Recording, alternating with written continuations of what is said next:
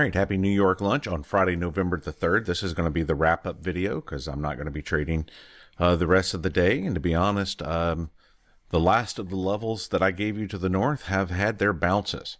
So one thing coming down the pipeline, maybe I'll do it this weekend, but I'm going to have an indicator, and it's going to probably be called MES Trader Strong Levels. I don't want to call them bounce levels because I don't want to pretend that, hey, every one of these are going to bounce and I'm telling you to trade them. So I'm probably just going to call them strong levels or MES Trader levels.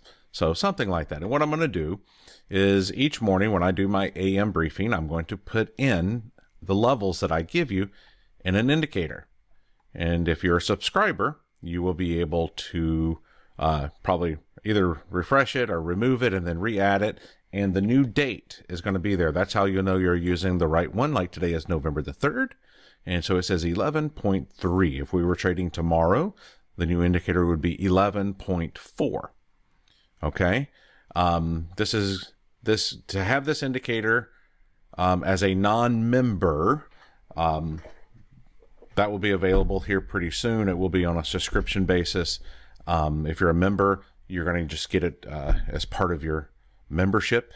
That way you can watch the video, refresh your indicator, and all the levels I thought were important are now on your chart. And so I think that's pretty cool.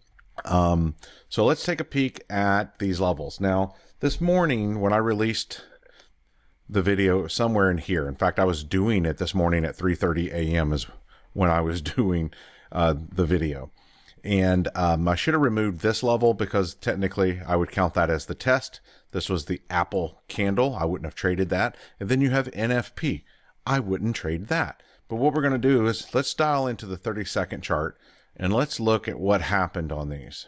So this first level was the Apple candle already tested. These two are within a couple points of each other. I should probably just give you one, but I want you to notice how bounce, come back, and then it retest bounced there.